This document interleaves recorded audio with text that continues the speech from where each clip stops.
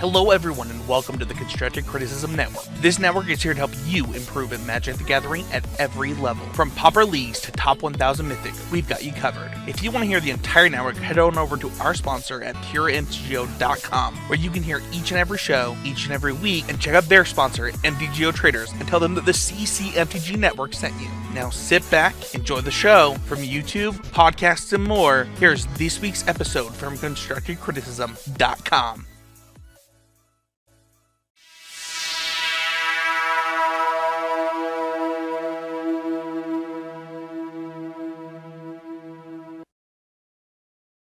Hello, everyone. Welcome to the 414th episode of Constructed Criticism.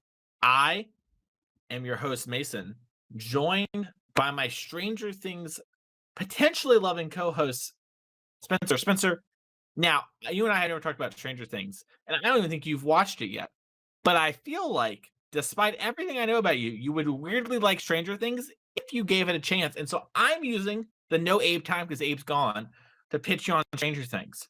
So I actually have no doubt that if I didn't hate horror so much, I would like Stranger Things. Mm-hmm.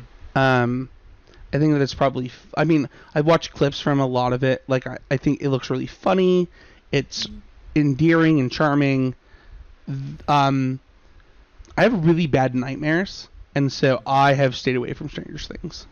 I didn't know about the nightmare part. Okay, all right. I won't pitch now. Yeah, I'm gonna leave.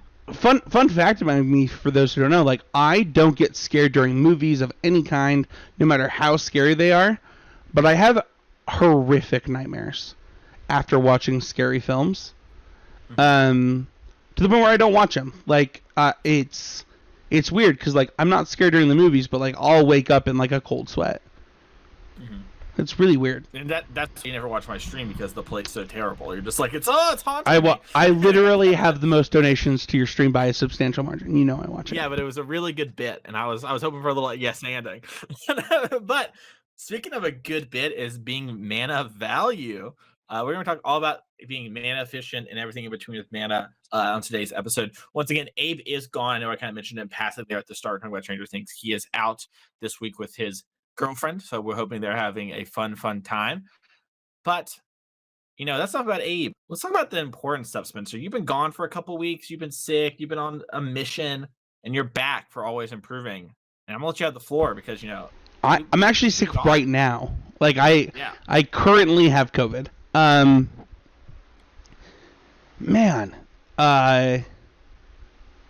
So yeah, a few weeks ago I missed for personal reasons that we won't talk about on the show. And then last week I wasn't able to go, and this week it's funny, like we're recording on Wednesday because I was just too sick on Monday with COVID. And I learned a lot in the time that I was gone, though. As many know, I took some time off from Magic to focus on Smash Brothers. And I played a doubles tournament. I played what is called a major. It's like, it's hard to explain because like Smash tournaments don't have like qualifiers like Magic does, but I basically played a Smash Pro Tour. Like it's basically what I played in. And it was really funny because a lot of people were asking me, they're like, "Oh, how'd you do?" I was like, "Oh yeah, like I had a lot of fun. I learned a lot." And like, "Oh yeah, like how'd you do though?" And I was like, well, I didn't expect to win any rounds. They're like, you went to a tournament that you expect to win no rounds? I was like, yeah. Like,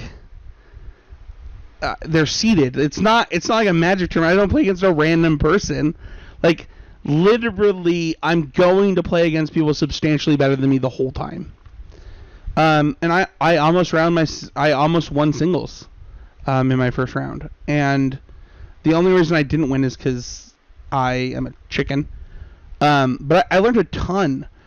And a lot of it's actually super applicable to Magic. So I'm going to go into that really quick. The first thing I learned about is matchup knowledge. And the second thing I learned about is skill check. And my first round actually culminated into both. So, my first round opponent, I don't really know how to explain this. If you're not a Magic player, this might not make sense. Or if you're not a Smash player, I was better on the sticks than my opponent was in the first round. Meaning, like, I was better on the buttons than my opponent. Like, However, play was technically tighter. oh yeah, definitely. Unequivocally, I was the like more technically better player. What happened though is that my opponent presented a skill check that I could not pass. And in Magic, I think that we will eventually get into skill checks in Magic because I think that it's something we've never talked about on this podcast. My opponent, and now in every tournament I've ever played in, I have lost to an Incineroar. Just, Mason already knows where this is going. Where's it going, Mason? Well, they did a move that has, a command grab as a multiple game, and they just did it over and over. Yeah. They realized that you just factually, and they just over and over and over. Factually, both games I was up a stock, and they just started command grabbing me, and I lost. And it is so interesting, right? Because like both games were extremely close. I should have won both, but I just. Both because of the way that I played the character that I play and because of the way both of my characters, but whether it was Wolf or Squirtle in these situations, both have this dash distance that does not play well against command grabs. Not that they can't, right? Like Wolf has... and the way that I'll equate this to Magic is it's like if you overcommit to a board against a control deck. I basically kept doing it, knowing it was wrong. Like, I was like, "Mom, they won't do it this time. They won't do it this time." Like, knowing it was wrong. After I'm already ahead, like, after they're at 1 life, I kept doing it. And what's really funny is that it taught me a lot about a couple things. One, that sometimes skill checks are just patience checks. Like... I did it the whole, like, I'm up 2 stocks to 1. I clearly have, now I'm just like, okay, I just want to get the win. And then I cost myself a game. And I think this actually happens in Magic a ton for players. Like, a lot. But like, well, I just need to draw the burn spell, so I'm just going to be, like, aggressive and throw away stuff to, like, make sure that they don't have resources. When it's like, well, no. Give yourself as many opportunities to draw that burn spell as possible. So that was really interesting. And that's kind of Crown in a nutshell for me. The other thing that I learned is, like, we went in doubles. We played secondary. So Matt played his best character in Cloud, and I played my second best character in K. Rool. But actually, once we switched to Zero Suit PT, we actually did better. And there was a lot of learnings in that, in just this, like, we understood what to do better by playing our most played characters. And it's funny because I think that in Magic, pretty often, we underestimate matchup knowledge. Like, we just assume that we know best because we know our deck. But something that I've come to realize over the last, I don't know, like, couple months is the number of times where it's come up like, hey Spencer, what do you think of this matchup? Or even reading Mason's sideboard guide that he sent me for the 1K that I played in, I was like, oh, I don't agree with Mason on how to sideboard for this, and was able to get a couple of wins for me in the way that I wanted to play the matchup, not the way that like. Mason, you might be able to say this better than me, but like not the way that the matchup was going to play out or like the theory of the matchup, but like it's kind of that having a plan thing, right? Which is like my plan with a specific character or a specific deck is going to determine how any of it will play out, right? And so actually we talked about this in the Sideboard Guide episode. I didn't use Mason's Sideboard Guide for 4-color as this law to follow. I used it as a how you should expect the matchup to play out type of guide. So that was really interesting. My second one, because I wanted to put a couple in here because I missed weeks, is I've been working really hard on Mono Red in Explorer / Pioneer. I think this deck is super underplayed, super underrated. I've gotten to talk about it a little bit in the Discord. Obviously, I tweeted a list after some events, but I think that this deck is the real deal. I think the big red versions are bad. I think that just straight up light up the stage is underplayed in this format. And just prowess creatures are really good. I have a question for you because Yeah. I think it's kind of good when we have these always improving moments. We get to dig a little into the actual format, especially if we make we say stuff like I think X is like under. So here's my mono red haterade. Are you ready? I do know about your hate. Yeah. Yeah. So here's my haterade. I have some issues, and I'm curious what you think they can be solved. Because I said this in the Discord.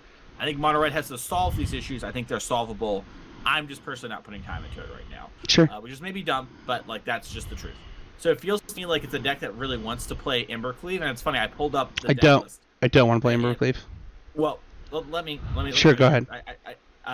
Actually, the person who got fourth in the challenge last weekend played a version that I'm not super in love with looking at quickly, but it plays 3 Embercleave. But it feels like a deck that's really committing to the board and would like a payoff card like Embercleave or Torbrand or something along those lines, something like big card. And it also feels like there's a lot of builds of the deck that are missing just that little bit of burn or that reach damage in some way, that Ramunap Ruins or having extra shocks would have.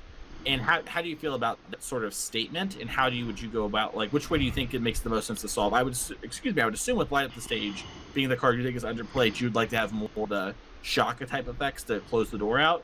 But I was just curious what you thought about that because I think that's kind of the splitting point, and I see a lot of mono red decks seem to be trying to do both without really succeeding at both. Has been my experience.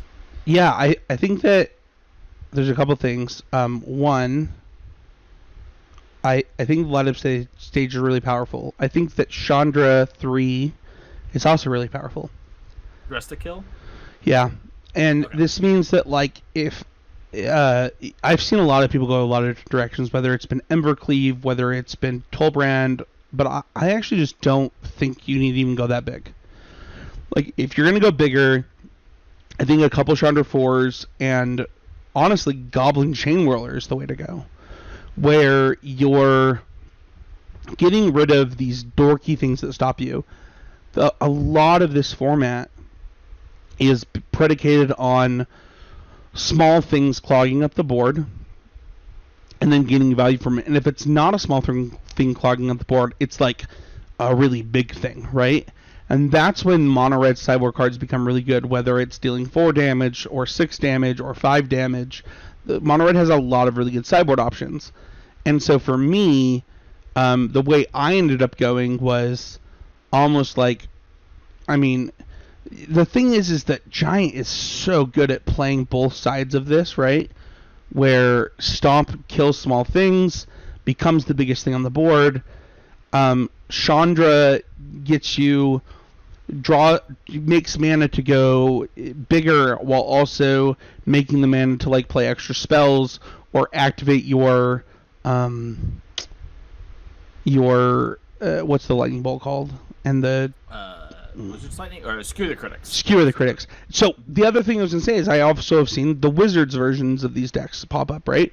Because there's a lot of Wizards. And to me, it's the natural synergy, the natural thing that your deck is going to end up doing is playing Dress to Kill, which means I'm going to have a lot of 1 mana damage, which means that, to me, I get to play less lands because I get to play 1 mana spells like Spike-Filled Hazard and stuff like that. I have an insane record with this deck. I'm not gonna pretend that I know everything about this, but I have beaten other mono red decks. I've adjusted my deck to beat the black red decks. I also think that mono red has the ability, because of the way that mono green is set up, to get free wins on that deck. Now, mono green is really powerful.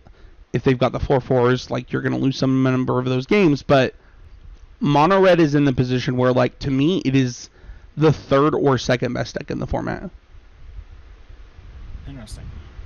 Okay, that's cool. Yeah, I think it is interesting how underdeveloped I guess a nicer way to say it is how much room there is for the mono red deck to still be fleshed out and like figured out in a lot of ways, right? Like you're saying you have this sort of one development, right? Which is like pretty uh different while similar to some of the things going on, but there's still just like a lot of different things the red deck can be doing, and we haven't seen a lot of time be put into the red deck and like Yeah. see the results from it, which is really interesting. I also think that red has this plethora of one drops that other decks just don't have in the format. I think that Bomat Courier is playable across the board. I mean, we obviously have the saga. I don't remember the name of the saga off the top of my head. Silken faces Kamano. Oh my gosh, that's such a long name. No wonder I didn't remember it. Then you've got Vanguard player. Baby. Yeah. then you've got like obviously the prowess creatures, right? And there's just not another deck like that in this format. Like the closest argument you might have is like, I don't know, like Delver decks if you wanted to play like a ton of one drops. I don't think it's good. I think Expressive Variation getting banned was a huge benefit for this deck, where everybody's mana is pretty bad. You get to do one thing a lot, and when your one thing isn't good, you have really powerful sideboard cards. So. Awesome. Yeah, that's great. Well, so you're telling me RCQ this Saturday? Spencer Hallam's got mono red. No, I play green red. Yeah, you play green red. Yeah. So hold. You son of a gun. So I wrote the show notes before I started working on green red again, because I took 2 weeks off from Magic. I tweeted about this today, but like I now have an Explorer list that goes alongside my Pioneer list, so that I can kind of check myself pretty easily in that format. Now, that being said, we'll get into it a little bit later, but there will be a reason why I play different decks at different events, because my number of RCQs will be really limited moving forward. Okay, cool. Awesome. What about you? What's your always improving moment this week? Well, I've been doing a lot of coaching sessions recently, and I've been doing a lot of them with listeners of the show. And a thing has come up over and over and over again in these sessions, and it's been a really always improving moment, is that some of the like the examples and stuff that are used in the show are really great, and some are really they're awkward to kind of fully understand. So I've been doing a lot of coaching recently. I've been doing some coaching with listeners of the show. And one thing that's been coming up a bunch is that some of the examples are really, really good. Like the modern stuff, like if they know it, that's really great at helping it be applicable. We had the comment a couple of weeks ago from a listener about how, like, they know Pioneer and so blah, blah. And we've been trying to walk that line. But one that kind of came up a bunch was like when we talk about like good decks and reasonable decks and stuff like that, like what's going on. So the always improving moment really comes from like, hey, maybe for some of this stuff that we're generalizing really quickly, at some point we have to spend a little bit of time talking about it. And the things like when I stopped on the show and talked about how we were talking about pushing the button every week with a deck, right? And that's why we think a deck like Rhinos isn't good. When we talk to you, the listener, like when we can't have a conversation with you and we're really talking to you, that was really informative. It felt like for a lot of listeners, because they're like, oh, I get it now. It's not that Rhinos can never be good. It's just that it's so rarely the right thing. You don't want us wasting our money. And I'm like, yes, 100%. So that was really informative and really enlightening. And also there's a bunch of other things that happen along those lines that I think are going to lead to some good shows along there. But I also wanted to spend my always improving moment talking about what do I mean when I say reasonable decks, just so that we kind of have like a baseline understanding, because going into RCQs and stuff like that, there seems to be some misconception. So a lot of people thought what I meant is like the tier S, like the best decks going on in the format or whatever. So like mono green, red black, mono red, like Spencer's saying, and Pioneer, those would be examples. You missed mono blue, but let's keep going. Sure, whatever. But like you have all of those different decks as like the S tier, and that's what they thought by reasonable deck. They were like, oh, you mean only the cream of the crop. And that's not really what I mean. I mean decks that are like, probably not as good as those other decks, but they're still like reasonable choices that make sense. So, an example might be like the blue red stuff. I think right now is in a really formative stage, and there's had to be a lot of work getting done on those to figure out what it is. But we saw how Arclight Phoenix actually won and got second place in the challenge. Like, if you were to play one of those decks, I think that's a reasonable choice. It's probably not the best choice. I think Mono Green's the best choice in Pioneer. But, it's a choice that makes sense. Like the Heroic deck, which our listener Andrew here top-8'd the challenge with this past weekend. That deck is a reasonable deck. It has a proactive game plan with sideboard plans that make sense, and you're presenting a game plan that's reasonable. It's not something that's like Grixis Bolas. I have a bunch of 4-drops. Yeah, I think that's what we're talking about. I think that the key here, and I love that you talked about like how much we can add on to each other here, is I'm on the same page as you. Like, I'm talking up Mono Red, right? I'm like, no, this deck is like it's really good. Like, if you're trying to play a proactive deck, it might be the best. It might be better than Black Red right now, like, in my opinion. And you're like, oh, that's what you're playing? And I'm like, no, I played Green Red. And the important thing here is we're not telling you to play the best deck. We're saying pick a deck that works for you and the game plan you're trying to execute with the plan that you're trying to have. But not having a plan and not having an idea of what you're trying to play against, that's going to lead to failure. Right? It is a culmination of things, not just you can't just literally show up with, oh man, this is such a boomer take. You can't just literally show up with Blue-White Delver or Blue-White Stoneblade and win. Like, that's just not a thing. Like, sure, if you're the only one playing Nissa at your PTQ, you can qualify for a Pro Tour. But, like, that just happens to Mason Clark. There's nobody else that happens to. It was Uro. Thank you very much. Oh, sorry, my bad. I apologize. You're right. That was Matt Kling that happened to. Yeah. But you get my point, right? Like, it is reasonable deck doesn't mean pick the best deck. Now, if you ask It my, can mean that, it can, but yeah. That's not. We're not trying to exclude anything. We're just basically saying things that have real game plans and that you can execute on. Right. What you said there, though, that plan part, right? Have a game plan. If I'm playing Mono Red, I know green is hard. What am I trying to do against green? I know Black Red is hard. What am I trying to do there? I know the rest of my matchups are like buys because they're all trying to beat freaking green. It is about this moment of if X happens, here's my Y. Mm-hmm. And if you don't have the Y, which is funny, I picked Y for a reason. That was a good one. I'll take credit for anybody in the comments. Then you don't have a good reason to play the deck. I'm a dad. I'm allowed to make dad jokes. Sure. Totally. Okay. I'm not trying to take away your rights, King. Yeah, wrong week for that. We have no patron shoutouts this week. But I want to give a shout out to our patrons because our Discord has been hopping. By more like, oftentimes when we say that, it's been like, oh, one person's been really active, but like, our patron Discord's been hopping. Mason. Mm-hmm. Like, I cannot keep up with it. Yeah, you're slacking, dude. I mean, I'm usually the one that's pushing the conversation, and like, I can't keep up with it. Just huge shout out to our patrons. You and Abe be slacking. Oh my gosh! I see you. I literally have 9 years of doing this. You can give me a 3-week break. Let's go to some housekeeping really quick, though, Mason. If I can steal the reins for a moment. There's a lot going on. First of all, I just want to give a huge shout out to our new sponsor, Game Grid. Oh man, what are you about to do? You about to pull something up? Oh, I was like, I don't think I sent you your shirt yet, so I don't know what you about to do. Huge shout out. And I'm a little scared to announce the thing that I'm about to announce.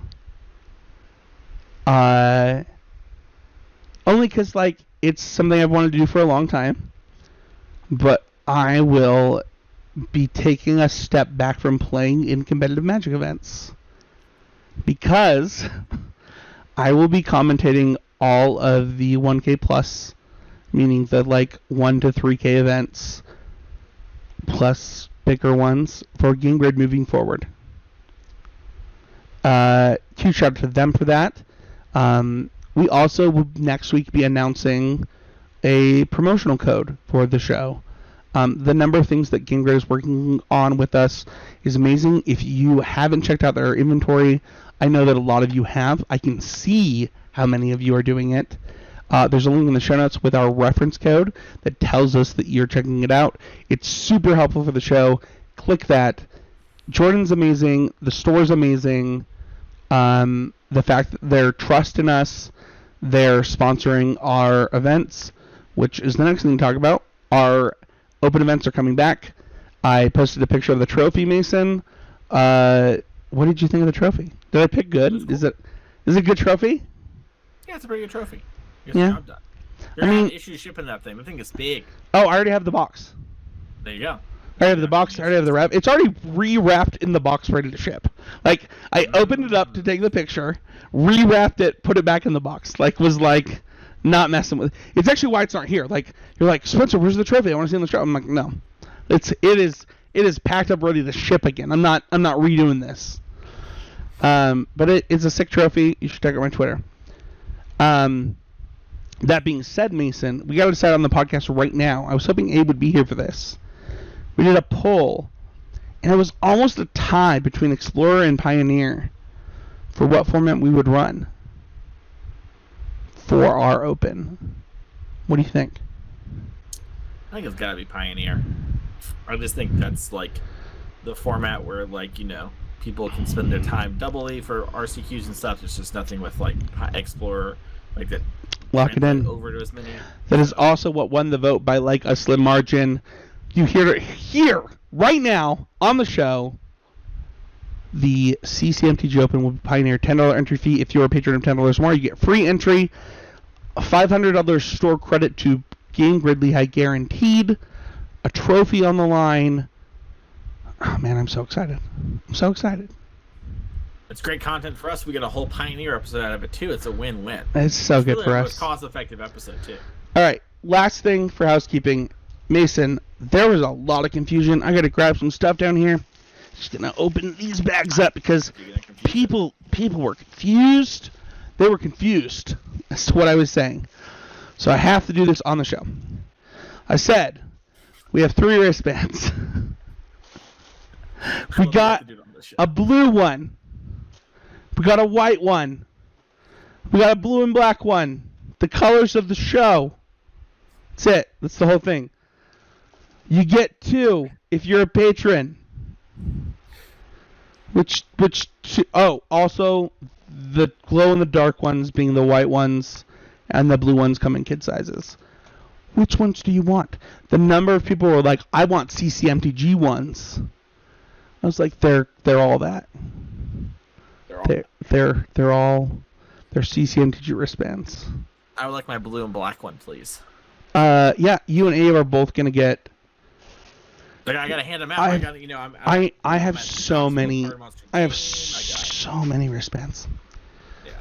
I'm gonna give it to my opponents. I'm gonna sign the slip. I've done that. Hey kid, and I'm gonna throw it in their lap. I've done that. I also had an opponent at a GP after I was giving them out at the beginning of every round. This is such a fun story. I'm gonna tell on the podcast. I had one throw it at me after I beat them. That's funny. Because I top decked on them, and they're like, "Screw your show," and they threw it at me and walked away. I was like, okay. Heck yeah, they handled themselves well in that situation. Yeah, I mean, obviously, I was the bad guy in that situation. But no, wristbands are coming out, trophies are happening, sponsorship. I just want to give a huge shout out to Game Grid for making a lot of this possible. I think that I'm really excited for the future. If you want to watch that content, it'll be on our YouTube channel. You can watch rounds of whatever the format is on our YouTube channel each month. So, but Mason, you have a topic to talk about. I do. We are going to be talking. The topic in the episode is mana value, which is also the new word for converted mana cost. But there's more to it than that.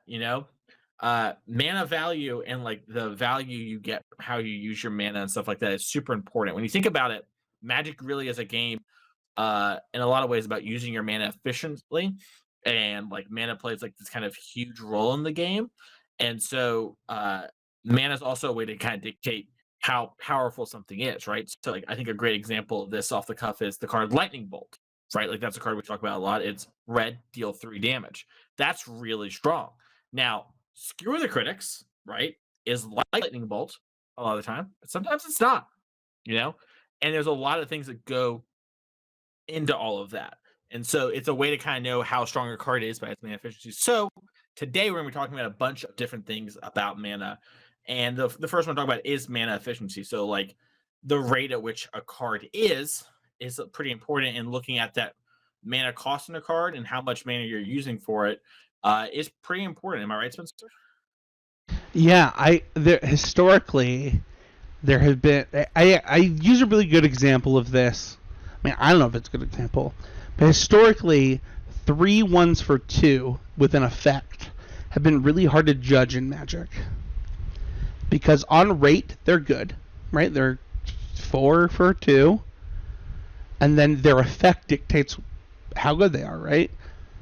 And so what you're getting for your effect. It's funny you mentioned Lightning Bolt for 1 mana. Because like if I gave you the ability, I don't know, Ancestral Recall, right? Mm-hmm. And then read you the card Divination and told you both of them saw constructed play, you'd be like, what? What's going on? Mm-hmm. And for mana efficiency, the number of times, I think Predict is a really good example right now in Magic that is a 2 mana draw spell, right? Mm-hmm. That sees a ton of play just because of its mana efficiency. I don't know that anybody's ever read the card Predict and been like, this is just a great Magic card. There's a lot of things that need to happen to... How many listeners do you think actually know what Predict does? No, that's fair. What does Predict do, Mason? Predict is 1 in a blue instant to target a player, name a card. If you name it correctly, mill it and draw 2. Otherwise, mill it and draw 1. So what? So hold on. This card seems wild, right? Yeah.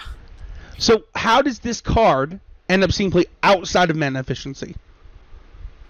Well, it has synergies and stuff along with it, right? So the very easy example is, this is a card, by the way, that's played in Legacy a lot. Is there's a card called Brainstorm, and Brainstorm's a pretty universal card. You hear a lot of things called Brainstorm. And Brainstorm is basically draw 3 cards and then put 2 cards from your hand on top of your deck. And so with a card like Predict, you might have a card that you don't want to draw again, right? Like maybe you have a dead card in the matchup or a land and you're flooding out. Well, now you can name Predict and go like, hey, I'm going to guess that my card is Island. And I hit it, and now I've drawn 2 cards. And so now I've moved through some cards and done it. It also has weird synergies like with cards like Aether Gust, right? Like maybe your opponent plays a big green spell and you Aether Gust it. And they're like, oh yeah, I've drawn that one again. Well, I can now predict and name you. And I'm like, I think you have, Elder Gargaroth. And they're like, oh no, how did you know? And then you draw 2 cards. So the card has the cards work together really well. No, it's true, right? Whereas like mana efficiency is about getting the most out of your mana, right? And one of the things that will probably come up a lot in this episode is the value of a card in combination with its mana cost, right? I think a really good example of mana efficiency that we took a really long time as Magic players to understand is Planeswalkers. Like, and we still get it wrong, man. Like, look at the Wandering Emperor. Look at that card. What does that card do, Mason? Everything in between. It's like, it's 4 mana, do everything. It's crazy. Jace the Mind Sculptor, 4 mana, do everything. We talked about Chandra Dress to Kill, right? Mm-hmm. Holy crap, did I miss on that card. It just looked like another 3 mana Chandra to me. Another 3 mana draw card Chandra with some other abilities. That's not what the card did. It's just not what it did. And so when you look at something like Expressive Iteration on mana efficiency, it asks a different question. You mentioned Brainstorm, right? that card seems innocuous if you haven't played with it before. I don't know. I'm like just naming cards at this point. I don't know if that's actually that helpful in helping listeners understand mana efficiency, right? But one of the I think. Go ahead. You finish your point on. Oh, I was gonna say, I think the thing that helps listeners understand this is like, what value am I trying to get out of a mana? A colored mana is what I would say, right? Like, a red is worth more than a red is worth less than a red and a blue. A red is worth less than a red and a green.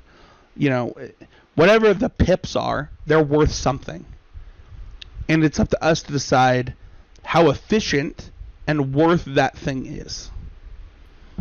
Yeah, so this comes up in polarizing ways in older formats, and in smaller formats like Standard and to a lesser extent Pioneer and Explorer, it comes up as well. But like what Spencer's saying about like how much you want to get and how much can you also get else in the format, right? So like a great example of this might be Path to Exile, right? That's for a white will answer anything in any creature that your opponent can have, and in exchange they get a land, right? And so now there's this bar for removal where it's like, hey, Path isn't the end all be all, but it does answer everything. So if I'm going to play a card instead of Path to Exile, it needs to be more mana efficient or have more coverage and do more things, right? There's kind of a baseline best effect. So like if we were to use Pioneer as an example, right? Like Strangle does the most for killing a creature with the lowest barrier to entry, right? Like Fiery Impulse requires having Spell Mastery, Lightning Act requires discarding a card. So Strangle just does 3. And so if you're Strangle hits Planeswalkers, right? Like it does. It does everything but face.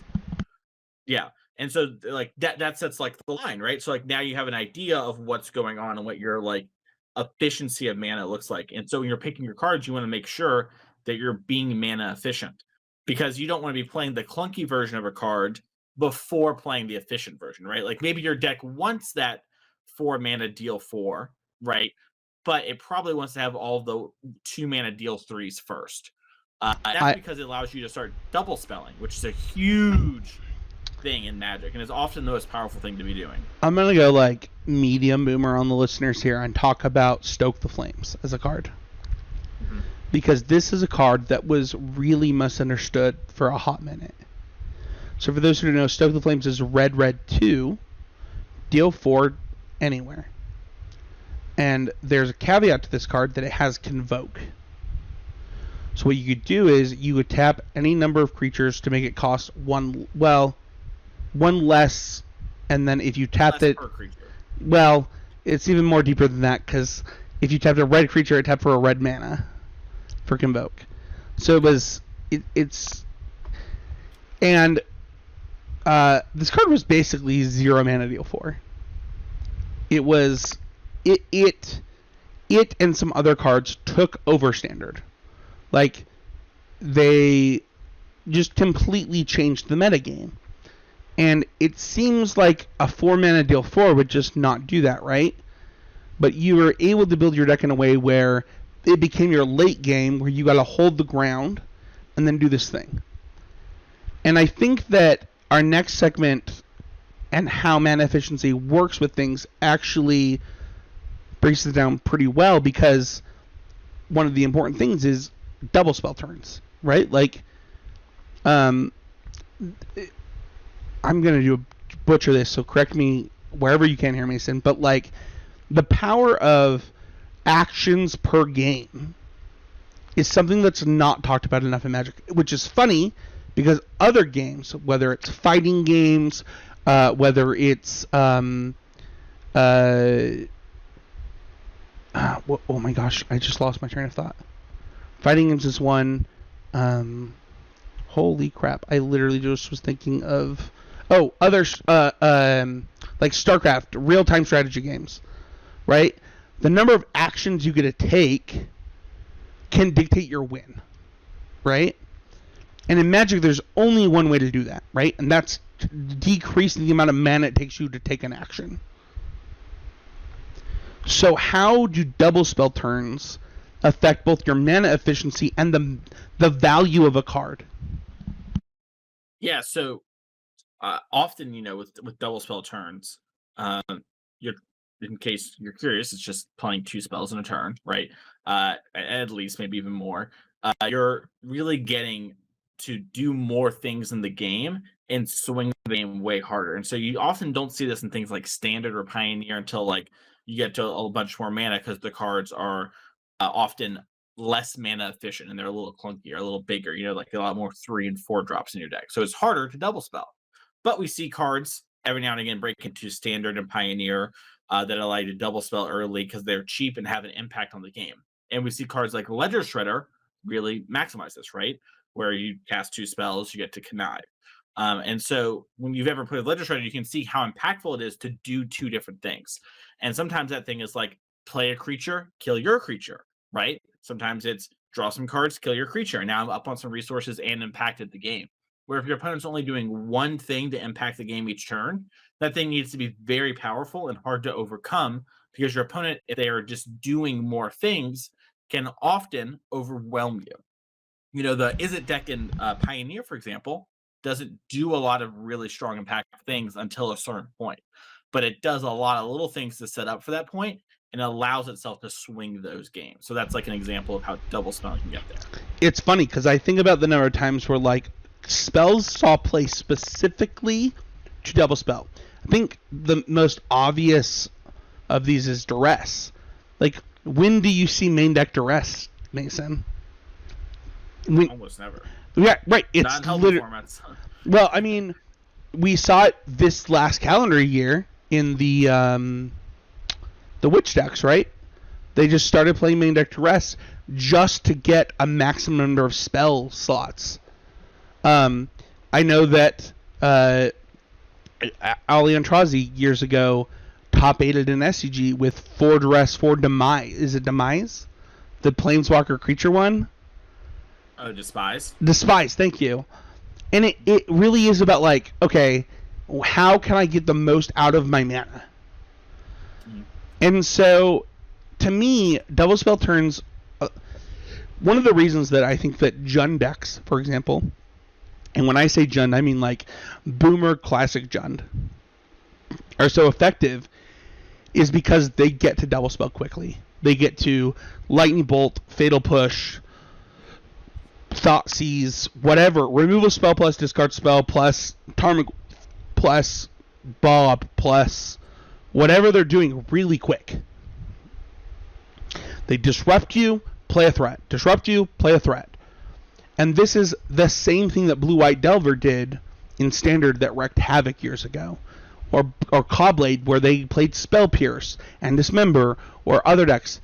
It was all about mana efficiency. But that's not the same thing as mana value. And I think that understanding what mana means and the value of your mana is really interesting. And I have a question that's not in the show notes, Mason. Hit me. Did Hearthstone and other games affect your opinion of mana value differently in Magic? Not so much me for those games, but I will tell you the game that did. But it's going to be a bad one for listeners because it just came out. It's called Marvel Snap, which is the Marvel TCG that is in closed beta right now. But essentially, here's all you need to know. Get a mana each turn, but there's only 6 turns in the game. The game always ends on turn 6. There's no turn 7. There's no 6 turns every turn. And your deck is quite small, whatever, because of that. But when you're building your deck, you know you only have, what is it? I think it's 22 mana or whatever total to spend across all the turns. And so really looking for efficiency and threats and what kind of answer you're trying to solve, that did help it. Where Hearthstone really taught me about the value of always using all your mana and less so about double spelling, because at the time Hearthstone was more of an all your mana game. It's not true anymore, by the way. I was to say Hearthstone is all about double spelling now, so yeah, it's changed a lot since they caught up. yeah I used to play Chillwind Yeti back in the day, so oh man, 4 mana 4/5s. Ooh, let's go. That's how you know format's balanced, baby. No, I think that's a good point, right? Like the fact that I think we talked about this 4 weeks ago on the podcast at this point, about kind of how Hearthstone had to catch up to Magic in a lot of ways. And I think that this topic that you're bringing to the table it's really important. And honestly, Cho and Yeti, and other, I mean, and maybe Pelucranos or like other 4-mana spells, it's just a good version of this. But like, Mason, how many times have you traded 2 mana for 4 mana for your opponent? Oh, a bunch, and it is backbreaking every time. Why? Well, because I use so much less resources than my opponent, right?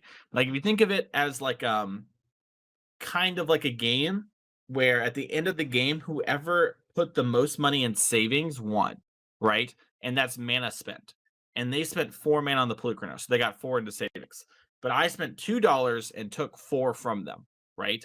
And so now at the end of the game, my investment of $2 went way more and took away from them. And by trading efficiently on mana, not only am I opening up myself to double spell, but I'm also setting them back on a huge pivotal turns, right? Because we're talking about trading 2 for 4, that's really good. What if I traded my Aether Gust in this example, right, for a 6-drop, right? Like your big green creature. The way it scales is like exponential, where the more mana you spend and the more you get punished by the cheap spells, the more I guess impactful, but game swinging it really is. So another great example you mentioned earlier is like Duress, right? While Duress doesn't work exactly the same because the mana wasn't spent by your opponent yet, but taking 1 mana to take their turn off so they can't spend mana is a huge thing. Oh man, the number of times where I mean, I'm a Ram player at heart, Mason, right? So like somebody duresses my Cultivate, and I'm like, oh my gosh, like I don't even know what to do. Like I'm in trouble. What's even funnier is as you were talking, I was thinking about the number of times where the same example is really funny, because there's also times where you can really get them, right? Like where they're sinking mana into something. And those are what a lot of people consider like the blowout turns, right? They are. There was a really common play pattern. I don't know, like, man, it's so long now. 4 years ago, where creatures just had this ability to activate and get some number of 1/1 counters to gain an extra ability. Outlast from a decade ago? Oh, I was not talking about Outlast. It was after that. Thanks for even the more boomer take. I'm thinking of like what? Oh, the one where it's a Simic ability. Yeah, the Simic one. What is that one called? Adapt, I think. Adapt. Yeah, that's the one. Like, there's lots of really good adapt creatures, right? Like you've got the crab that goes and grabs Growth Ranger Guardian goes and grabs other guardians, stuff like that. There's lots of play patterns where you have to think about not only your mana efficiency but their mana efficiency.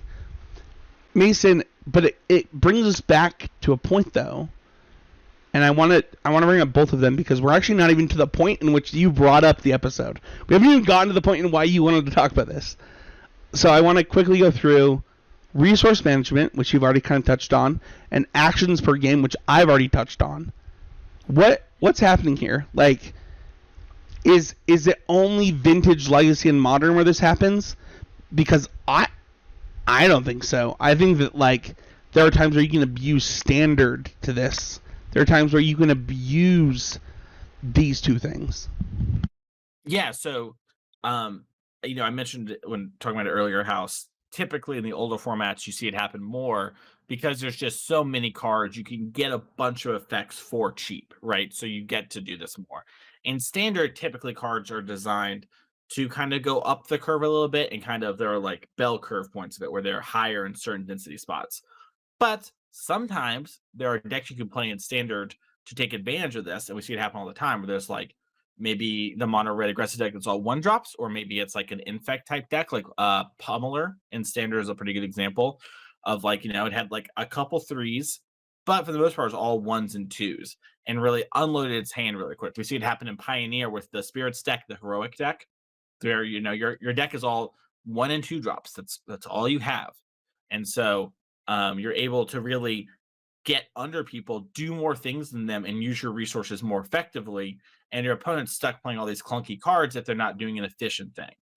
And that can really just throw someone off. When you're doing more things, it's just so much harder to catch back up in the game if you don't have some huge stabilizing card. I got to play some amount during my break. I just was trying to do fun stuff. And one of the decks that I played was Temur Marvel in Explorer.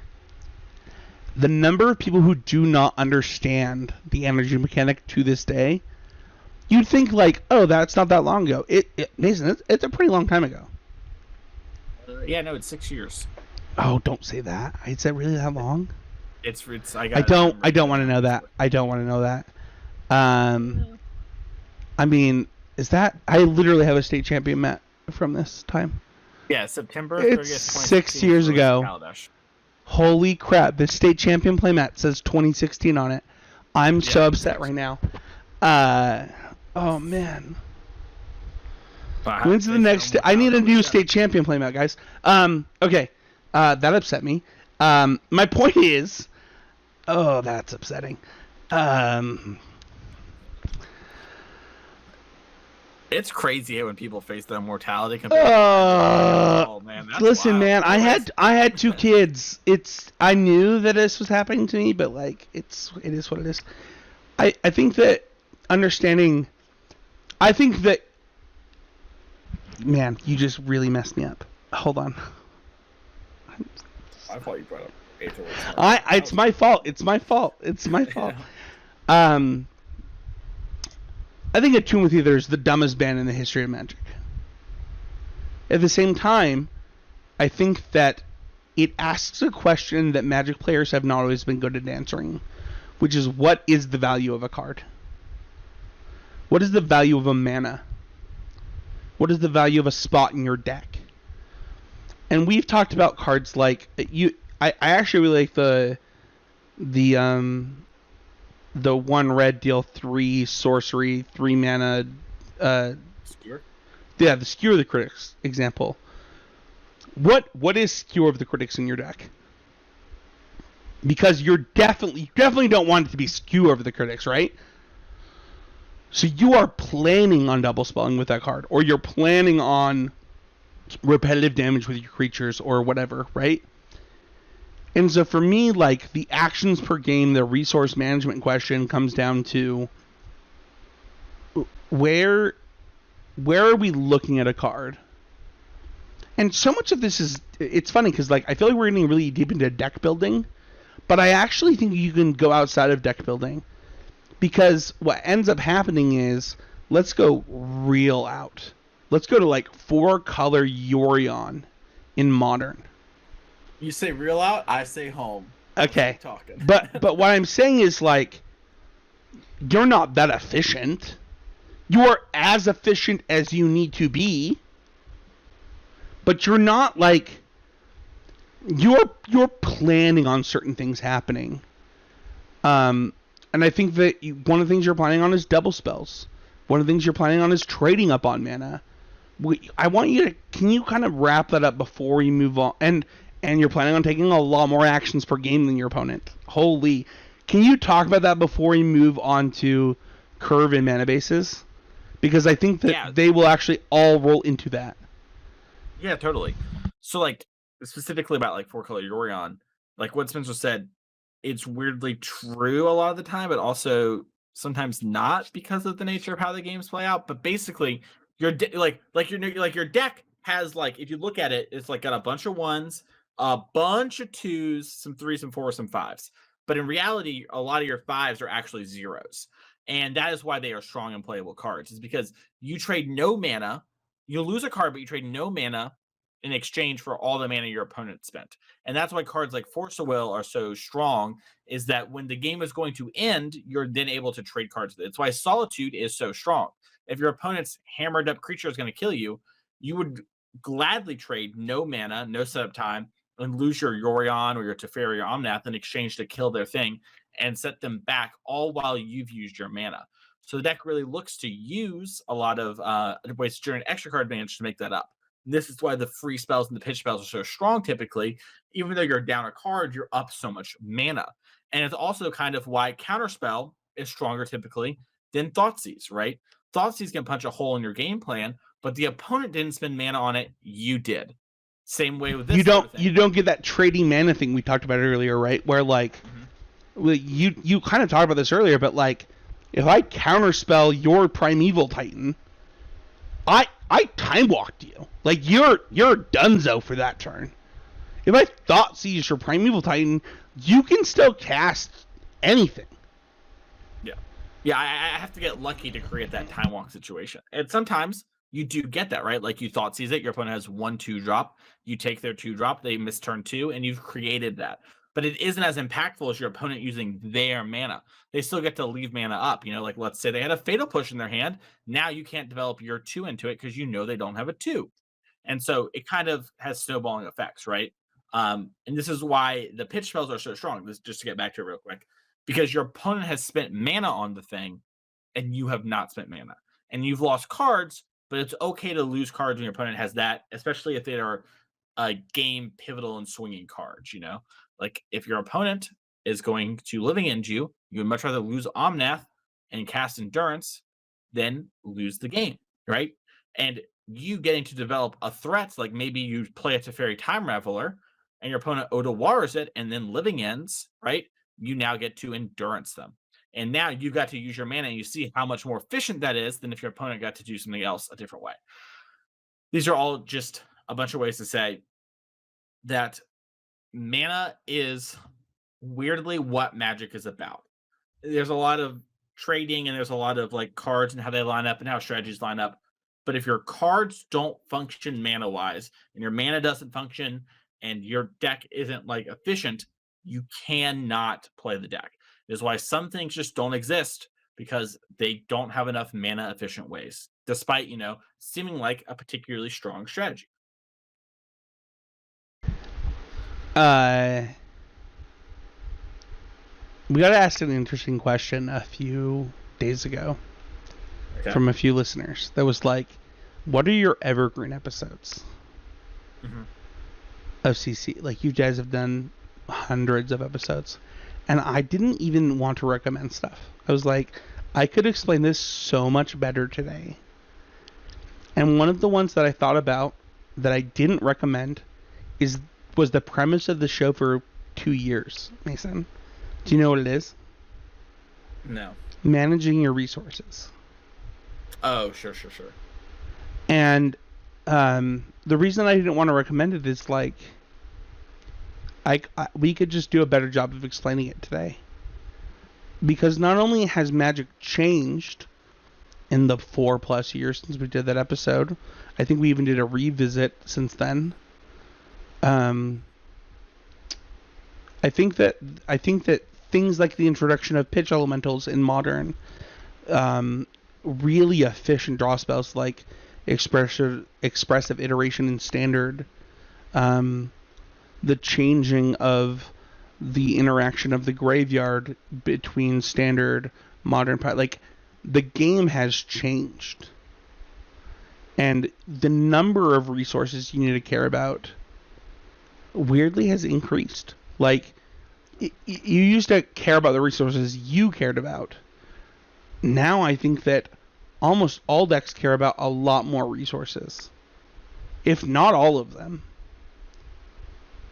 And one of the reasons that I brought up 4-color is because I think that I think that comes into this idea of both. You talked about how you have these 1 and 2 drops, right?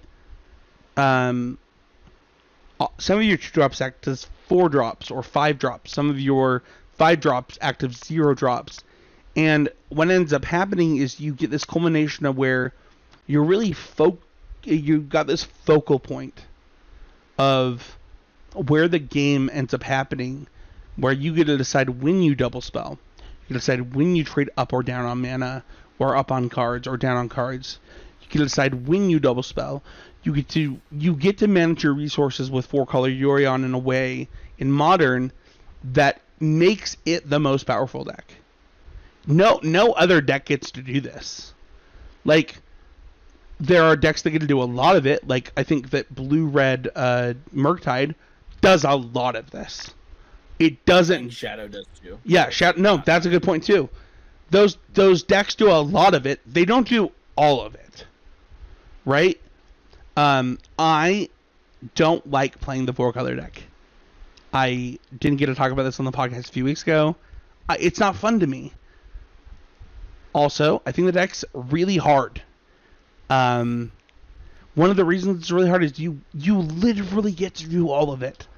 Your deck does all of it. You get to play any part of the game. It's really funny. We talked about Smash at the beginning of the show. One of the things that we're doing in Magic right now on this podcast is talking about archetypes. It's really funny to me when people call this a control deck. Because in what world is it? It is a control deck because it gets to play control. It's control because you get you get to pick. You get to pick what you are. Well, yeah, but that's like in the deck building phase, right? Like the 4-color shell can be like the element, like so since you've been gone the traverse stuff, right? Like yeah, no, absolutely. I mean, this deck gets to be what it wants to be, and gets to do it according to this specific topic, right? There might not have been a better time to do this topic than right now, because Modern is dominated by a deck that gets to play all of these facets. Additionally to that, because I want to move on to the mana base thing, Mason, have you looked at Legacy recently? A little bit. I recently bought elves and been playing a bunch of elves, so I've been a little bit of a Legacyer. Are you aware of the Yorion abundant growth craze in Legacy? I've seen those decks don't really live very long against me, so I've seen them in the queue. So they happen. They also are doing a lot of top 8s, whether it's Bant, whether it's all of. Yeah, they seem strong. I'm curious your thoughts onto. I don't know, like the. How are you? I mean, we talked about double spelling. We talked about mana efficiency. This is something that as a ramp player I care a lot about, or a mid-range player I care a lot about, but like, how do you care about your mana base when it comes to mana value? Well, I care a lot about my mana base, and I care a lot about having the sufficient number of sources to consistently play my cards. And this has been like a thing that in my time in coming to Magic has really changed. Like, players have really been upping the amount of lands in their deck, and it was the thing that was a little faux pas when I first started playing about 6 years ago now. And Magic is a game where you need to have mana to cast your spells, like we've been talking about this whole episode, right?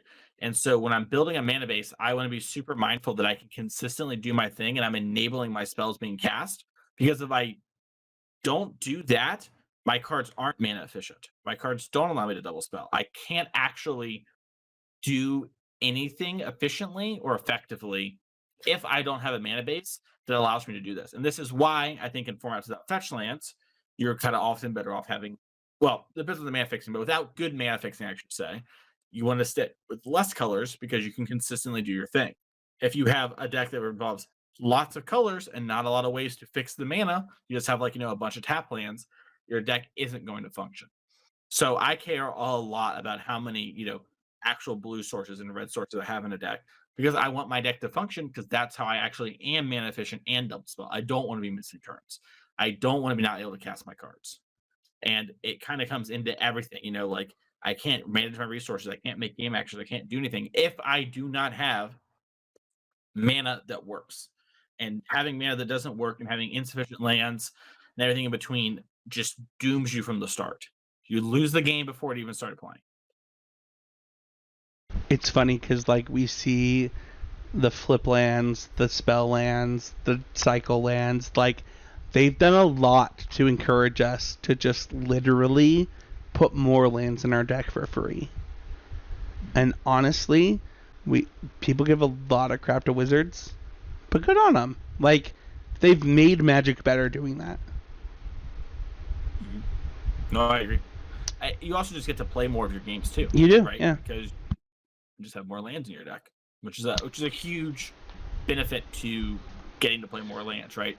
Like, getting mana screwed is something that you don't want to have happen to you. So if you're playing more lands, you might flood more, right? But if you have some ways to use your mana, that should be fine. And we see, like Spencer mentioned, cards like Den of the Bugbear, Hive of the Eye Tyrant, all the Storm Giants, these creature lands that are playable in lots of formats that give you a mana sink in your lands and give you a reason to have extra lands. Because if you flood out a little bit, well, you get something to do still. And you get to play the game and start double spelling consistently enact your plan. So more lands, good. Like the heroic deck, maybe wants 21 lands, you know? Like you gotta be That's so cool because like there's a time where that was a 17 land deck, right? Like straight up, we're talking about what is that, like 10% of your or 8% of your deck? Yeah. Like that's wild. Mason, I totally commandeered this episode from you. That's okay. And I want to pitch it back to you to wrap this up. Is there something that we need to talk about before we wrap up? Mana bases are the least fun part of Magic. And looking at your mana and everything like that is the least fun part by a lot. Can I say something? Yeah. You play tested with Michael Hinderaker, right? Yeah. The Hindi.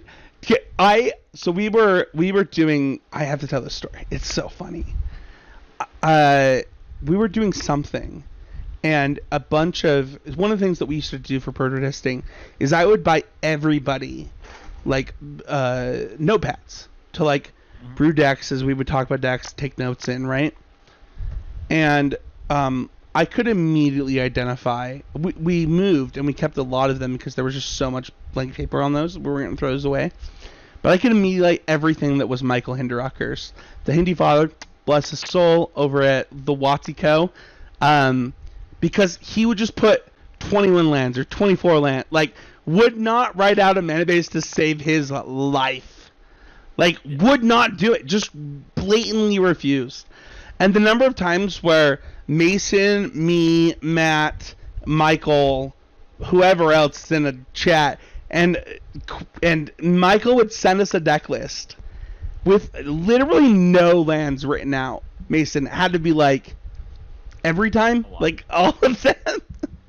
Well, no, no, that's not true. Because if Michael was improving a deck, he would just copy their deck list, which he thought was bad. He would just take their mana base. So yeah, he assumed that they did a bunch of things wrong, but not the mana for some reason, which is just like the most like maybe that's true, but I don't believe it. It's just the height of hubris on his part, but love him to death. Also, he's way better at Magic than me, so like I'm not. Yeah, he's very good. But the thing, but seriously, like mana bases are super, super important, and they are super, super boring in a lot of the ways, right? Like making sure you have the sufficient number of stuff. Like Frank Carson has a lot of articles on this that are very good and very informative, and are things you should probably read if you're wanting to work on this yourself. But they are very much like reading math, like essays, like kind of like like a TED Talk situation. They are not exciting, like, let me talk to you about playing around cards in your opponent's hands. Isn't that really cool and smart? But you have to do these sort of things, and you have to look at decks, and you need to make sure your deck is actually able to cast the cards you're wanting to cast and do the things you're wanting to do. And if your deck can't do that, maybe you need to pull back, because that is so important in Magic. I really like Frank Carson math articles, and I really like building mana bases, and I feel personally attacked by this segment. Well, it's really boring. It's a puzzle. It's a puzzle to solve, right? Like, it's way less fun than playing. Well, I think that it's also why I like really a really good example of this is I really like Titan mana bases, whether it's Emulate Titan, whether it's even in green red right now, right? If you're gonna play Karn plus Pilgrim, if you're gonna play Cavalier of Thorns, like understanding like what are the lands we're trying to get, how many of these lands do we need to get, is really interesting. Additionally, I thought that the mono red mana bases with is it Sunscorched Desert that deals one, were really interesting mana bases because you were playing triple red spells. Like, how do I get to do this? It is an underrated part of Magic. I agree with you. I will say this, and who knows what there's truth in this? It's just something I've observed recently and thought about when we come to this episode. All of my results that like people would care about in Magic, I have more lands than most people do. Like my amulet list, I always kind of have more lands than most of the not everybody, but a lot of the amulet titans are did. My 4-color deck list has a lot of like some people had less fetches than I did. I had less than I did at certain points in Vegas, but like in Vegas, when I first made like a bunch of innovations to the money pile list, I was playing more fetches than everyone else by like 2, right? And like I have put a lot more lands in like all my challenge top 8s, like Omnath and stuff like that. I have like 28, 29 lands. So having mana, like obviously isn't 1-to-1, but I think having a deck that functions and always has land drops allows you to play your games out more. And it's a way to like it's like a way of skill expression in a lot of ways compared to having less lands, right? Like there's still obviously skill and stuff that comes from playing games with on low resources, but having all your resources and able to play them consistently is really powerful. I think that what you just touched on is how I would wrap this episode up, which is like you need to pick a lane. Having Spikefield Hazard and having the XX red land Shadow Skull Smashing in your deck is a decision that you're making and a concession that you're making to play 23 lands in your 19 land deck, right? And what you're like, wait a second, what are you trying to say, Spencer? It's like, no, I'm saying play 23 lands in your 19 land mono red deck, but part of that concession is that you're not really doing that. Additionally, I agree with you, Mason. There were a long time people were on the 24 lands on mid-range plan. I was on 26. And doing anything that you could to alleviate the problem of getting flooded was the way to win matches that you couldn't win, because Screw somehow always beats Flood because you get out of it and then you just like pop off. So you double spell. Yeah, right? You just start to double spell, right? Yeah. And it is everything that we talked about is solved by getting to cast your spells. Casting spells is really good in Magic. And it's like, well, duh. But like, no, for real. If you can cast your spells, you're gonna. Like, so can I have a great example. I actually think Tron is the best example of this. I was gonna go off about Tron, but go ahead. Okay, so if you're a fan of the Tandy late night stream like I am, he gets on Todd Anderson and he watches old SCG feature matches, and he reminisces about the good old days. And my favorite ones to watch are all the ones from the Khans of Tarkir era, because not only is Todd at his peak near the peak of his powers then, so he's got a lot of really good stories and he's really plugged in, but everyone gets mana screwed in every feature match. And we watch Todd top 8 a bunch of them, and I tell Todd every time, imagine if you had just playing mono black. If you don't, like, so Todd always played like the Bant heroic deck with like 18 land. I was like, imagine if you had 2 less spells and 2 more fetch lands in your Treasure Cruise deck. Like, you would have just easily killed your opponent in all of these games. Like, you really needed that, pump spell. It's so funny. I think about cards like Gitaxian Probe a lot in Magic, where we just didn't play Gitaxian Probe. We had Gitaxian Probe, Ponder, and Preordain in Standard all at once, Mason. Like, I know you weren't there for this, but those were all Standard legal at one time. I've heard the tales. A lot of the stuff that I hear about is crazy that went on, but it is one of the things we talked about this like I don't know, like a month ago, but like Magic theory is not evergreen. It evolves, it grows, it wiggles, it folds, and like we need to grow with it. So, Mason, what's our Patreon question? Well, before that, though, if you want to become a patron of the show, you go to Constructed Criticism on Patreon, and you can ask a question like this, get free entry to the tournament like Spencer talked about, get a wristband, get everything in between. But this Patreon's question of the week is, what metagame factors motivate you to buy into a new deck? And I'll start off really quick here because I think this is interesting. If I'm buying into a new deck, it's because I think something's changed kind of drastically in the format, or there's something I want to do. So if I'm the factor is like things have changed radically. There's been a banning or something like that, and I think some other deck is good, and so I'm buying a new deck because I think the deck is good. Listen, I've had the same sponsor as Mason Clark for a long time, and the number of times that he just buys cards because he doesn't own them, according to who sponsors us, is all the time.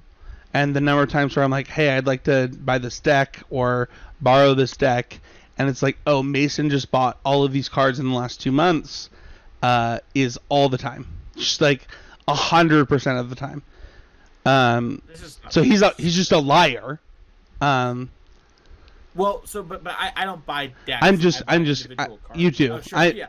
I'm talking about. To be fair, it was just individual cards that were missing. It was like, where are these? Oh, Mason bought 4 of them last month. He also bought 4 of this one last month, 4 of this other one last month. So of the 75 cards you want, Mason bought 16 of them in the last month. Yeah. I got all of mono. You better get your mono green card. I'm just saying Mason is saying words, and his buying habits disagree with them. Well, but maybe you spend money differently according to your sponsor than you do to your personal money. Cat of the bag. If I have money that's only tied up in store credit, I just buy things that. You just buy stuff. Okay, this actually makes sense. Yeah. So like if I think I'll need the card or a friend will need the card, I'll just buy it, especially if I think it's cheap. Luckily, I'm the only one taking GG store credit for this foreseeable future, and you're taking cash, so that I can build my collection now. I actually just got a collection app on my. Do not take GG. You literally told me you didn't want store credit. If you start taking store credit, no, that's what I'm saying. I've been moving my whole collection so I can have it on my phone so I can know what I have. What you're gonna take from me? No, I know. I'm just saying. I'm just teasing you, Mason. You're taking this so personally. I'm just kidding. No. I'm trying to get a point across that I have all of Modern is what I've learned.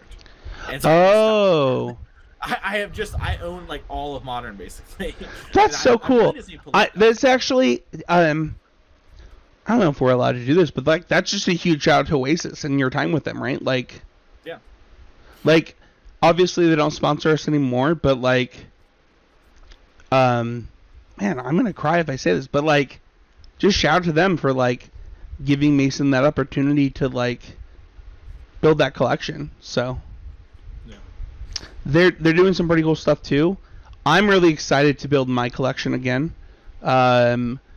I have a pretty good answer for this question because for me, I'm going to be taking store credit in our sponsorship, which I'm going to be transparent about. I plan to build Mono Red and Green Red next in Pioneer. Once I have about 3 Pioneer decks, I plan to go into Modern.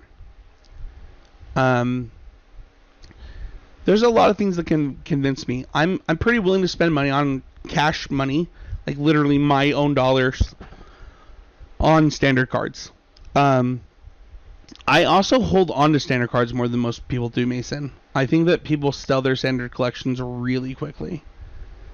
Yeah, I've never really sold my standard cards. Yeah, I think it's wrong. I think people do it really fast.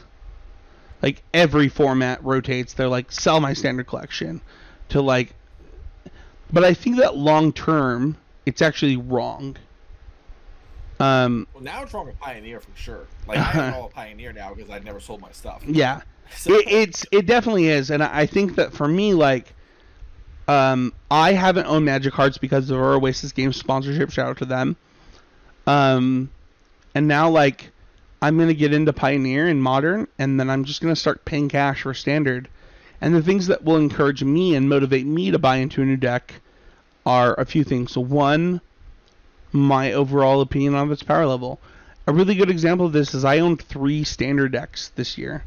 I owned 0 Goldspend Dragons. It was worth it. Or not. Or not. Depends on when you got your Goldspend. Yeah. I spent $50 on them over here. The good people. I was just never gonna buy them. It was just. But one of the reasons for that is like.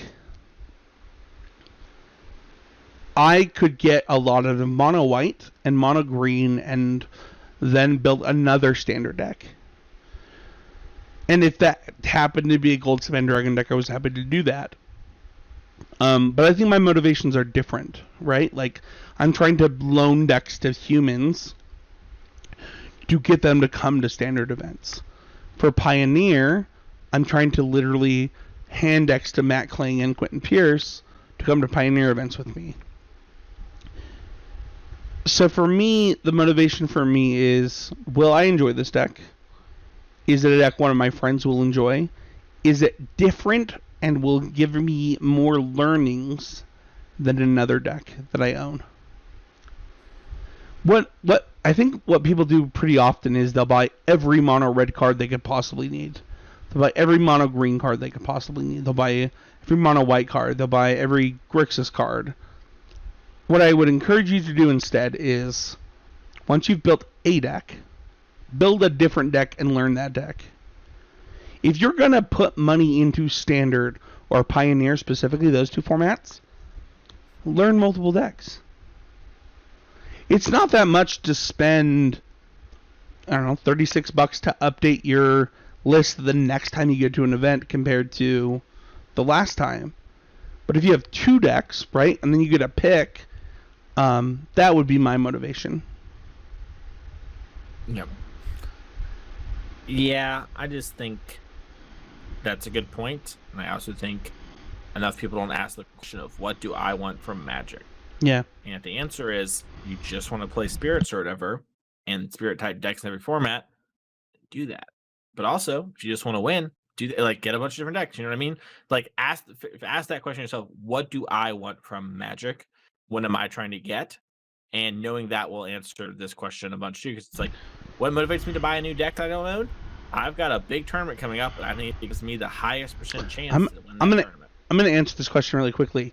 I plan on owning mono red, mono white, and mono green in Standard by the end of this format, regardless of what rotates. That means that I'll have red cards, green cards, and white cards for the next format as starting points. And if I need to go two colors in any of those formats or whatever, that's fine. But what I'm doing is I'm building a foundation. Let's move on to the YouTube go ahead. Comment and question here, because we're getting a little long here, and luckily I can answer this one for Abe. He's not here. If each of you were to play a tier 2 modern deck, which one would it be and why? And we know Abe only plays Hammer, so we know Abe would say Hammer. Spencer, what about you? You could answer this for me. You would play Tron. Or no, I mean, maybe. Because they're saying right now, right? Like right now, I would play Scapeshift right now. I think Scapeshift. It's really hard because I really hate the Wish Scapeshift decks right now. They are really weird looking. No, go ahead. I think I should say this. Friend of Will's, love Will. Will's great. Will, I agree that Will's great. I'm not saying Will's. No one here's no one's bad mouthing Will. I just want it to be known. And I think it should also be known that Will wouldn't touch that deck with a 10-foot pole if it wasn't for this. I told you to invite him on the show. I literally was on the phone with you, told you he needs to come on the show. Well, that's not what we're talking about. We got plans for the Kruger. The X-Whales, he's on a little bit of a vacation right now. Let him live his good life, Mox champion. But what I'm saying is that I think Scapeshift is really bad, and if you hit a bunch of 4-color, it's really good. But heaven forbid you run into the card Ragavan. You know? Yeah, I have some strong thoughts. I would not play almost any tier 2 deck in Modern right now unless I was specifically building a Teamer or Naya Scapeshift list by myself. Other than Mono Green Tron. I think that deck is pretty good. I think it has a gas 4-color matchup. I think that you could build it if you really wanted to beat Murktide. You could do it. It's not good, but you could do it to have a 50-50 matchup. That would be my answer. You're probably right. I probably end up playing Tron, but I could see myself building. I actually think Team Escape Shift might be really good right now. I really hate the Bring to Light lists. I really hate the Yorion hybrid lists that Matt Kling didn't get credit for. That we got some comments in our Discord that people were like, oh, did you see this 4-5 color this Yorion Escape Shift list? I was like, yeah. I mean, I saw it before it happened because Matt Kling was doing it, but. The innovator, as I like to call him, stealing that name from Patrick Chapin. I think that it has to be Tron. I don't even know that there's I think the Grist lists are almost bad at this point. I think that the Grist? Is that what you said? Grist. I don't know the name of the card. I think creature decks are bad. Do you mean the Grist? The green black deck. No. Yawgmoth? Yes. Okay. I think creature decks are bad. I think you just literally can't play a creature deck right now, which leads me to. Wow. Yeah. Hold on, you don't have to play creature deck, and you can play a tier 2 deck. Sure. So one of the reasons I'll actually go really deep into Tron, into why Mason thinks that I would play it, because I do actually think it's good right now. I think that one, you have the best mulligans in all of Modern. Mulliganing is broken with the one mulligan. So that's reason one. Reason two, I think that Graveyard Hate's really good right now. There's no reason that people are playing a lot, and I mean a lot of 3 mana, 3/4 flash, exile a green card bullcrap. Like, this card is good in specific situations, and people are playing a lot of them.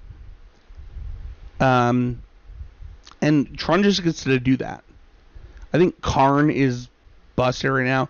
I think that the fact that we got to play a lot of, we actually did some playtesting, like old school Pro Tour playtesting, me, Matt, and Quentin, former hosts of the show, and one of the things that we tested was Mason's 4-color list versus Tron. It was really good for Tron. You could construct the game into where counterspells are really good. There's not enough counterspells in your deck. I think that Tron is a really good deck to not be a creature deck that beats other creature decks, that beats 4-color. It's not great against Murktide. So, I think that would be my argument. Yeah, I think, I'm assuming your question is you're playing to win a tournament and not playing for fun. Because if I was playing for fun, I would just play like Amulet Titan or Yawgmoth or whatever. Like, those decks are way more fun than anything. I do think, though, that my answer to a tier 2 deck by my standards for what I would play is probably, weirdly, I think Amulet Titan is a good tier 2 deck.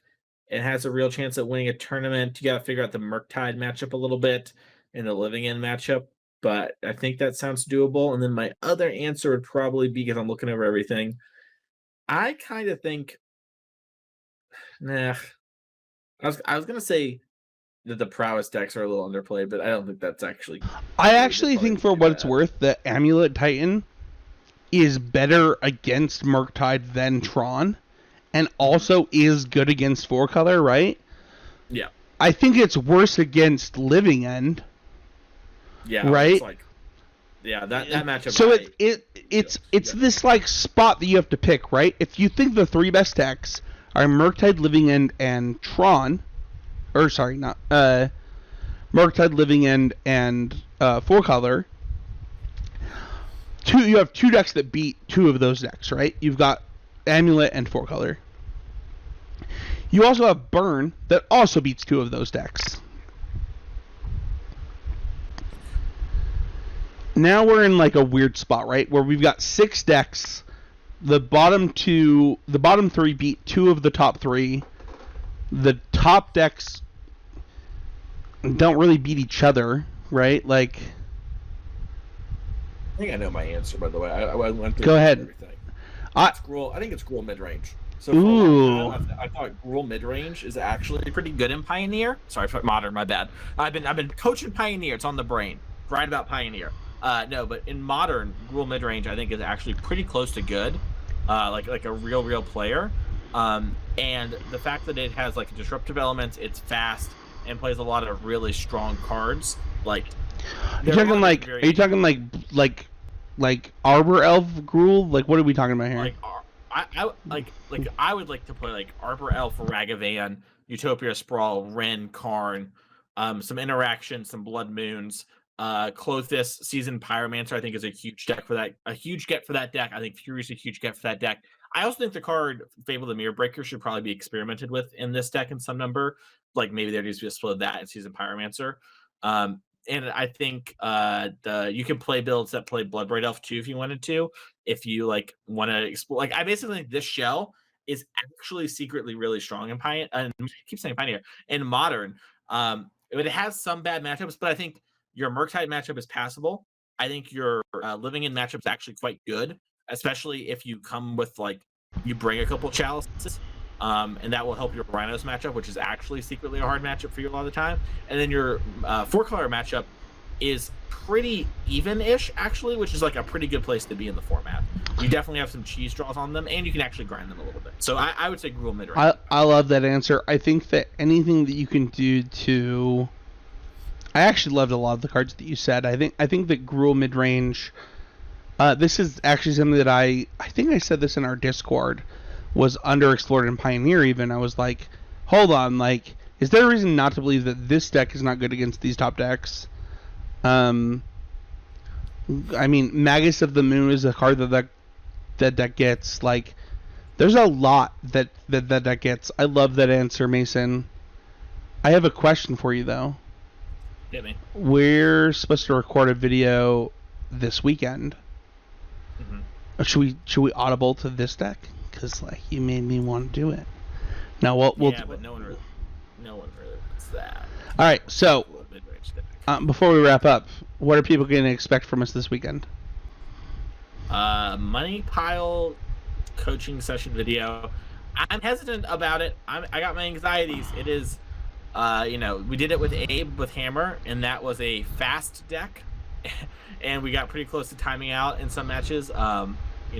And everything, but we're gonna. I have some thoughts to fix it for what it's worth. Sure, but we can talk about that off the air. But yeah, we're gonna have that, and there'll be a video up on the YouTube channel, which is basically kind of like a free coaching session as well in a lot of ways about 4-color. So get excited for that. Are you afraid to coach me? No. I mean, you've been doing it for years, so. Yeah. I mean, like, look at your oh my gosh! I give you one compliment, and you're like, your whole body lights up. You're like, yeah, I am. Let's go. Yeah, I like to be honest. Spencer, that's gonna do it for this week's episode of Constructive Criticism. If someone wants to find you, where can they go? You can watch me learning from Mason Clark over on the YouTube channel this week. You can also find me at Spencer13H. I have a huge announcement this week. I will be doing 3 podcasts moving forward in different ways. I'll be doing CCMTG. I will be doing Need to Nerd every other week with Patty B MTG. I will also be doing a monthly podcast with Matt Kling about Smash Brothers. That's right, Smash Through is real. That is literally happening. Additionally, you can find me every other week doing commentary for Gangrid Lehigh with the VODs on the Constructive Criticism YouTube channel. Mason, what about you? Find me each every week here on Constructive Criticism. You can find me over at twitter.com at Mason E. Clark. You can find me each every week over at Card Kingdom. That's Thursdays for when those articles go up. This week's article is all about how to win your RCQ. Spoilers, get good, kid. No, but there's actual stuff there for like non-gameplay things to kind of talk about and look over. So make sure to check that out. I also stream over at Twitch, twitch.tv/the Mason Clark. And then I have been doing a bunch of coaching. I've had a lot of you reach out to me about coaching. It's been great to get to talk to you. I'm getting pretty close to the point where I actually probably take people on for more than singular sessions going forward. But if you want to get coaching, I'm happy to do Money Pile, but also just general stuff like Magic Theory Pioneer, getting ready for something along those lines. We can work long term, we can work short term stuff. You can reach out to me in various places. My email's on my Twitter as well, but you can reach out via the Discord as well to get that. And you want to make sure to check out the rest of the network while you're over there on the interwebs. We have Drafting Archetypes with Sam Black. It's all limited all the time over there, so you want to check out that show. I feel like every week I say a lot about Sam Black's show, so I'm going to say a lot about the Popper show instead. And if it's your first time listening, get got. Sam Black is a podcast. Common Knowledge is a all Popper podcast all the time. Popper is about to get a huge injection of cards with the release of Double Masters 2 in a week from now. A week from now. I was supposed to do that. Yeah, it's downshifted. A bunch of cards, Spencer. We got Monastery Swiftspear. Yeah. We've got Unearth. We have just a whole plethora of cards added to that format, and it is going to change the game forever. So if you've been a huge Popper fan, or maybe you've been less of a huge fan, and you don't like how grindy it is all the time, I'll be honest, it's a little bit too grindy for me at times.